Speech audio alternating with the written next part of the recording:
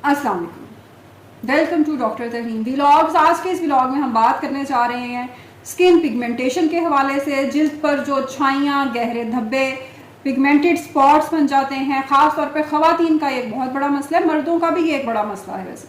तो उसमें आप क्या कर सकते हैं, क्यों होते हैं, कितने अरसे तक आपको दवाइयाँ इस्तेमाल करनी चाहिए, किस तरीके से आप फ्यूचर में इन चीज़ों से बच सकते हैं अगर एक बार आपका ट्रीटमेंट पूरा हो जाता है, अगर एक बार आपकी स्किन ठीक हो जाती है। तो एंड तक आपने इस वीडियो को ज़रूर देखना है, और अगर आप इसके हवाले से खुद भी कुछ पर्सनल शेयर करना चाहते हैं तो ज़रूर शेयर करें।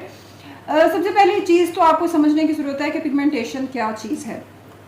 ज़्यादातर हमारे यहाँ जो कॉमनली फेस की पिगमेंटेशन की वजूहात सामने आती हैं उनमें मिलास्मा है, उसमें ख़ास तौर पर जो पोस्ट इन्फ्लेमेटरी पिगमेंटेशन है, जिसकी वजह से एक्नी आपने देखा है कि बच्चों में, जब बच्चे बड़े हो रहे होते हैं, प्यूबर्टी हिट कर रहे होते हैं, तो लड़कों में भी और लड़कियों में भी। लड़कों में तो बहुत ज़्यादा उसमें डैमेज कर देती है स्किन, क्योंकि रेज़र और इस तरह का इस्तेमाल हो रहा होता है, तो स्किन पर घड़े से भी पड़ जाते हैं, और स्किन पर धब्बे, जो छाइयाँ बहुत ज़्यादा गहरी, वो भी हो जाती हैं एक्नी के बाद।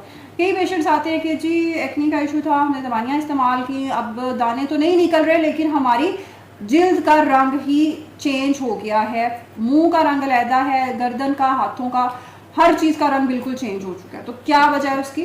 तो ये पोस्ट इन्फ्लेमेटरी बेसिकली पिगमेंटेशन होती है, जो एक्नी या किसी भी और इस किस्म की कंडीशन के बाद हो सकती है। उस चीज़ को आपने काउंटर कैसे करना है? सबसे पहली चीज़ तो आपको ये समझने की ज़रूरत है, अक्सर पेशेंट्स, ख़ास तौर पे यंग लड़कियां हमारे पास आकर कहती हैं कि डॉक्टर साहब कुछ ऐसा कर दें कि 2 महीने के अंदर मेरा फेस पहले की तरह हो जाए, या मेरा रंग ऐसा गोरा हो जाए कि मतलब बिल्कुल ही चेंज हो जाए। तो उसमें अब डॉक्टर क्या करे? और जिल्द, अच्छा जिल्द इतनी ज़्यादा डैमेज की होती है टोटके कर करके, घर में जो चीज़ भी आपका दिल किया, आपको पसंद आई, आप लीमू लगा रहे हैं, पता नहीं क्या क्या मिला कर जिल्द पर लगाया जा रहा है, और जब जिल्द का मुंह का बेड़ा गर्क हो गया है तो अब याद आया कि अब हमने डॉक्टर को दिखाना। क्या गलत करते हैं आप? लीमू, लेमन एक बड़ी जी अच्छी चीज़ है, उसको पी लें, उसको खा लें, उसका जो मर्जी बना के, लेकिन जब आप उसको फेस पे लगा रहे हैं तो आपको देखना है कि उसके अंदर कई तरह के पिगमेंट्स हैं जो आपकी स्किन का पूरा पैटर्न बदल सकते हैं। तो हर चीज़ मुंह उठाकर जो भी घर में पड़ी है वो फेस पर अप्लाई करना मत शुरू कर दें।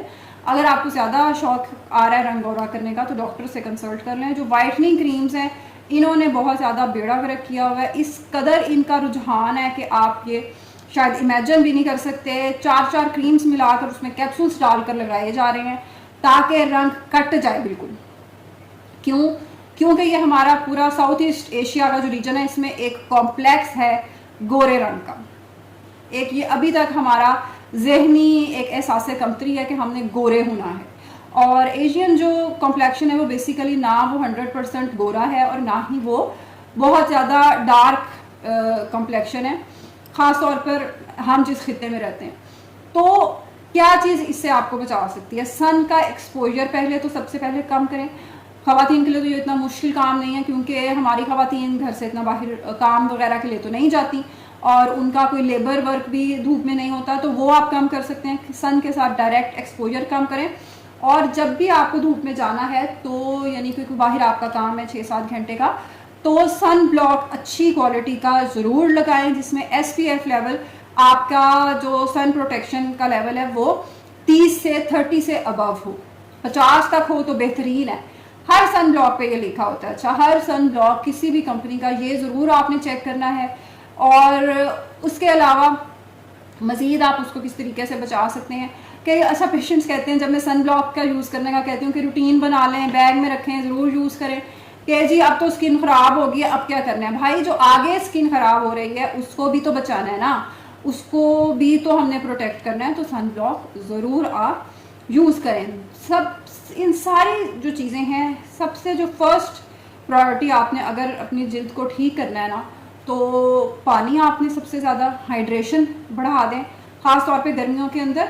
और दूसरी इंपॉर्टेंट चीज़ है अपना लाइफस्टाइल, अपना खाना पीना, ख़ास तौर पर जितनी भी आप स्किन की हवाले से गाइडलाइंस आप देखते हैं उसमें आपको वेजिटेबल्स, कच्ची सब्जियां और फल का इस्तेमाल ज़्यादा से ज़्यादा करें। इन फलों में आम भी है, आम के बारे में गलत कॉन्सेप्ट है कि जी गर्म बहुत होता है और ये तो जिल्द को ख़राब कर देगा, इसका ऐसा कोई मसला नहीं है।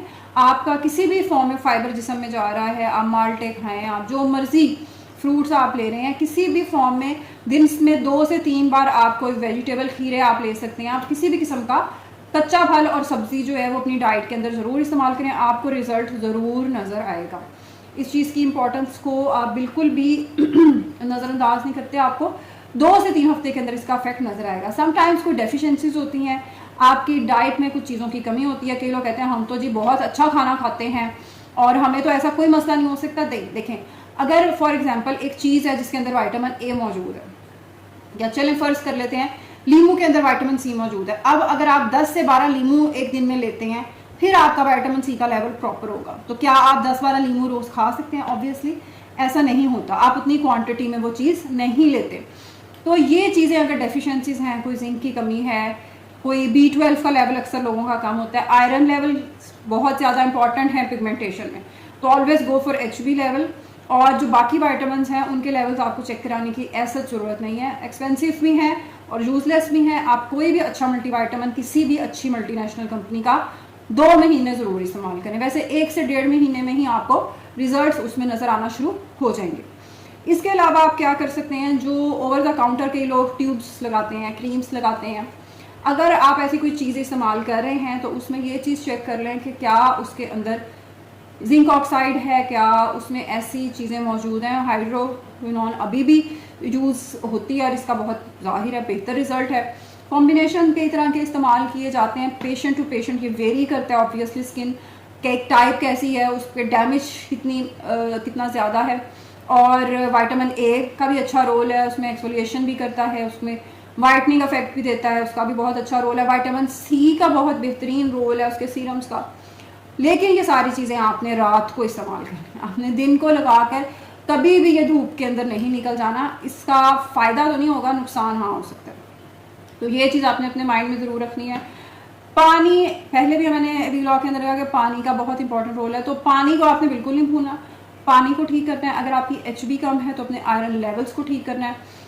इसके अलावा जो स्किन पर आप कुछ भी लगा रहे हैं, जो जितनी भी मैंने अभी ट्यूब्स, अभी मेडिसिन के नाम लिए, इसके अलावा खाने वाली दवाइयाँ भी होती हैं, लेकिन ये चीज़ एक समझ लें कि कोई भी चीज़ आपने 3-4 महीने से ज़्यादा नहीं इस्तेमाल करना। ऐसा नहीं करना, कई लोग कहते हैं जी सानू फलानी गोली लगी हुई है, हमें फलानी हमने चीज़ लगाए जा रहे हैं, मतलब लगाए ही जा रहे हैं, टोटली उस चीज़ को अप्लाई करे ही जा रहे हैं और उसको स्किप ही नहीं कर रहे।